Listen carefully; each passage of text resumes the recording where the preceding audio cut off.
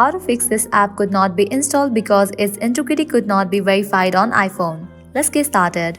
Launch your settings app. Here we go. Scroll down, find the option Safari. After you find it, open it. Now scroll down, you're gonna find different options over here. Head towards the option of Clear History and Website Data. Click on that option. Toggle on for this option of Close All Tabs. Set it to All History. And then click on this option of Clear History.